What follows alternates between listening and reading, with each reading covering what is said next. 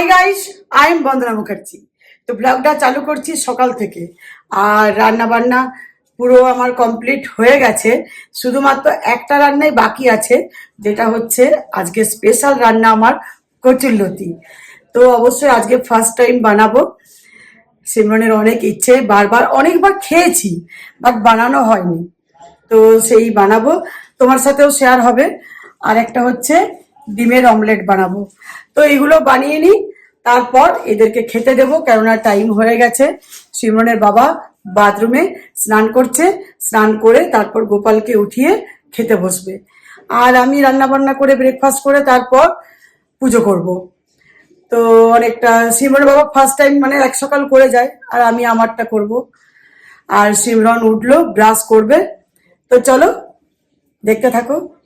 তো এই দেখো, এটা হচ্ছে কচুরলতি। আর এটাকে ভালো করে পরিষ্কার করে খোসাটাকে ছাড়িয়ে নিয়ে এইরকম সাইজের টুকরো টুকরো করে রেখেছি। আর 3-4 বার করে ভালো করে ওয়াশ করে নিয়েছি। খোসাটা ভালো করে ছাড়াতে হবে, নইলে আবার পিটপিট করবে রান্না পর।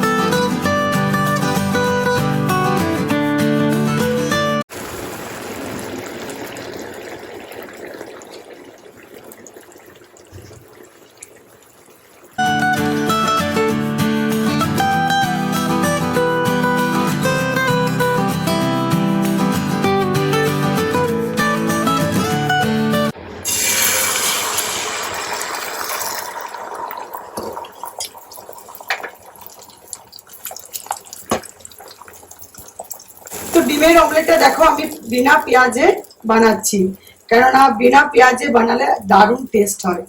কখনো পেঁয়াজ দিয়ে বানাই, কখনো আবার বিনা পেঁয়াজেও বানাই।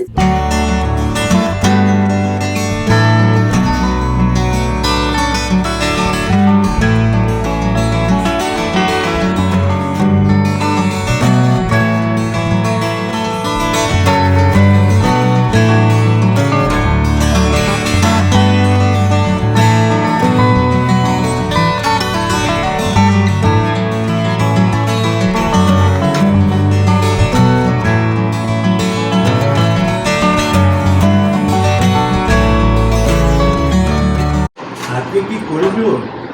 এত আইটেম, হ্যাঁ, এত আইটেম, এত পদ। ওটা তো আমি রোজ করি, তাই না?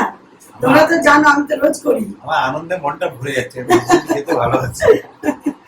আর আজকে কচুরলতি তো দারুণ হয়েছে, দারুণ। আর তার সাথে ডিমের অমলেট। বাহ, আরে সাজাবার জায়গা নেই, এত হয়ে গেছে।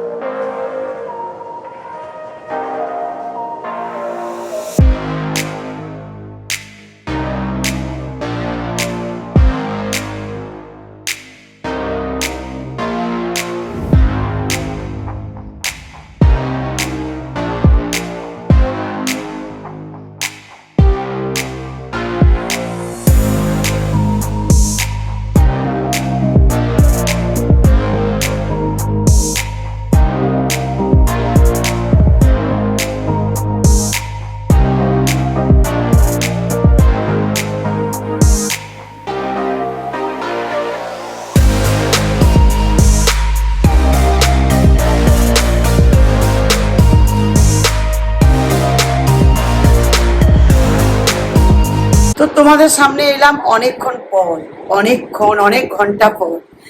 সেই যে সকালে সিমরনের বাবা খাওয়া দাওয়া করে অফিস বেরোলো, তারপর আমরা অনেক গোছানো করেছি চারিদিকে, মা মেয়ে দুজন মিলে। তারপর চান টান করে আর শেয়ার করলাম না, এই জন্য ওই তো একই রান্না যা করেছি সেগুলোই খেলাম। আজকে প্রত্যেকটা রান্না ফাটাফাটি হয়েছে। কচুরলতি তো মানে কি বলবো, অসাধারণ। পালং শাকের ঘন্টটাও দারুণ, আর তার সাথে ডিমের অমলেটটাও দারুণ ছিল প্রত্যেকটা। তো এখন চা খাবো, এখন এই তো 5টা বাজে, তো চা খাবো। আজকে অনেক সকাল সকাল উঠে পড়েছি, মানে বিছানাতে যে গোড়াগুড়ি দিই দুপুরটা, তো তাড়াতাড়ি উঠে পড়লাম। আরো কিছু গোছানো আছে, তো সেই চলো আগে চাটা খাই, তারপর আবার আসছি। যা গরম পড়েছে, বাঁকুড়া একেবারে 7 নম্বরে আছে, এতটাই গরম। তো সবাই বেশি করে জল খাও, খুব সাবধানে থাকবে, পারলে ডাবের জল খাও। আর বেরোলে না ওই সাদা স্কার্ফ পুরো ঢেকে বেরোবে চারিদিকে। তো চা খাওয়ার পর অনেকক্ষণ পরই আসছি, গোপালের পুজো করলাম, সন্ধে দিলাম, শয়ন দিলাম। গোপাল ঘুমিয়ে পড়েছে, ফ্যানের আওয়াজ অবধি তোমরা পাবে। তারপর 2-1 দিন আগে আমার একটা অর্ডার দেওয়া ছিল কিচেন অর্গানাইজার, তো সেটা চলে এসছে। আর আমি কিভাবে সেটা সাজিয়েছি তোমাদের দেখাবো। দারুণ করে সাজিয়েছি, তোমাদের পছন্দ হবে, আমাদের নিজেদেরও ভীষণ পছন্দ হয়েছে। আর তোমাদের তো অনেকবার তোমরা লিখছো যে কিচেন ট্যুর একটু দেবে, কোথায় কি রাখলে ওই চায়ের যে সুগারের কন্টেনার গুলো। তো ভাবলাম একেবারে সাজিয়ে গুছিয়ে তারপর শেয়ার করব। তো আজকে আমি সাজিয়ে নিয়েছি, এতটা টাইম সাজিয়ে তারপর তোমার সাথে শেয়ার করছি। তো এই দেখো, এই অর্গানাইজারটা কথা বলছি, আমার ভীষণ ভালো লেগেছে। সিমরন ওটা অর্ডার দিয়েছিল দেখে পর। আর ব্ল্যাক নিয়েছি, হোয়াইটও ছিল, কিন্তু যেহেতু আমার কিচেন টেবিলটা আছে ব্ল্যাকের সাথে ভালো যাবে। আর কিচেনে দেখবে ব্ল্যাকটা মেনটেন ভালো হয়। হোয়াইটটা আমার কাছে কোনো ব্যাপার নেই, কিন্তু হোয়াইটটার থেকে ব্ল্যাকটা আমার এই টেবিলটার জন্য বেশি ভালো লাগলো। আর নিচের ইয়েতে রেখেছি 2টো কন্টেনার সুগার আর টি, এই যে সুগার আর টি। আর একটা ধরে যাবে, বাট পরে রাখবো, এটাই এখন ভালো লাগছে। আর ওপরেরটাতে রেখেছি ইলেকট্রিক ক্যাটেলটা চা করার, আর এখানে জলের জারটা রেখেছি, যেটাতে আমি রান্না করি, রোজ ইউজ হয়। আর এখানে একটা ছোট্ট ফ্লাওয়ার পট রেখেছি। আর এই যে উডেন ট্রেটাতে রেখেছি 2টো অয়েল রেখেছি, রিফাইন্ড অয়েল আর মাস্টার্ড অয়েল। আর এটাতে আছে সল্ট। আর এই কন্টেনারটা আমার ভীষণ ভালো লেগেছে, এটা আমি বাঁকুড়া মার্কেট থেকে নিয়েছি, কিন্তু এটা আমার দারুণ লাগে জানো, এত সুন্দর এই জিনিসটা দেখতে না, খুব টকটকে।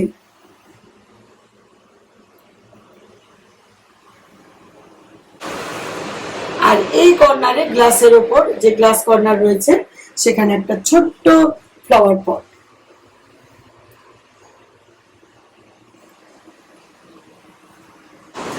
আর এই দিকে তো দেখেছো, এখানে এই যে একটা বেতের যে কলসি আছে, কলসির মতো দেখতে, এটার ওপর ছোট ছোট সানফ্লাওয়ার রেখেছি।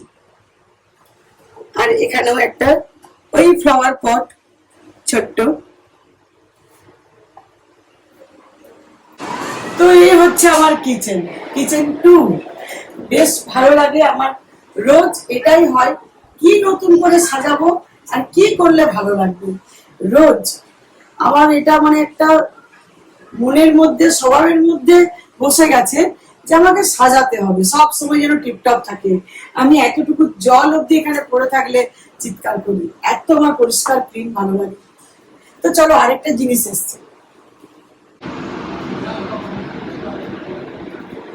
তো এই দেখো, ডাইনিং টেবিলে 2টো গোলাপ রেখেছি একটা পটের ওপর। দেখো, একটা ব্লু একটা রেড, এই 2টো হচ্ছে আমাদের গোলাপ, মনে হচ্ছে ভ্যালেন্টাইনে দিয়েছে। তো এই গোলাপ 2টো আমি প্রথমে যখন এলো, আমি সিমরন এটা কি বেটু, বলছে এটা হচ্ছে নুনদানি। তো নুনদানি গুলো দারুণ ডিজাইন, দেখো গোলাপ করা আছে একেবারে, জাস্ট এটা খুললেই।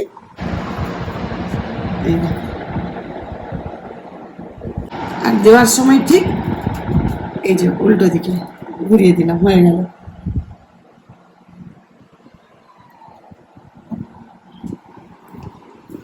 এটার সাথে এটাও কিন্তু দিয়েছে এই ভেজটা, এটা অর্ডার কোথায় দিয়েছিলে?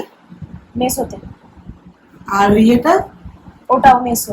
ওটাও মেশো, দুটোই মেশোতে না? হ্যাঁ। তো যেগুলো এসছে তোমার সাথে শেয়ার করেছি। আর সিমরনের বাবা রুমে এখন ল্যাপটপ নিয়ে বসেছে। তো আমরা এবার ডিনার করব। আর আজকে ডিনারে আমি আলু ভাজবো, সেজন্য আর শেয়ার করলাম না।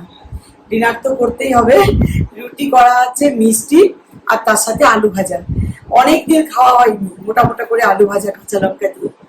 তো সিমরন বলছে মা আজকে আলুই ভেজে দাও, অনেকদিন আলু ভাজা খাইনি। তো সেই জন্য শেয়ার করছি না। চলো আবার নতুন ব্লগ শুরু করব আগামীকাল। আর আজকের ব্লগটা ছোট্ট মতো বানালাম, গরমে বড় বড় ব্লগ বানানো একেবারে সম্ভব হচ্ছে না। আর তো 2-4-5টা দিন পরই তোমরা বড় বড় ব্লগ পেয়ে যাবে, বাইরে যাওয়ার ট্যুরের ব্লগগুলো ভীষণ ভালো লাগবে। একেবারে টাইম হয়ে গেছে আমাদের, এবারে কাল পরশু থেকে তৈরি হতে শুরু করতে হবে। তো চলো আজকে করতে আছে, হ্যাঁ অনেক কিছু করতে আছে, সময় করব, তাহলে আরো ভালো হবে, অনেকদিন থাকবে হ্যাঁ। জিনিসটা। তো চলো আজকের মতো, রাত্রি অনেক হলো। গুড নাইট সুইট ড্রিম, সবাই ভালো থেকো, সুস্থ থেকো।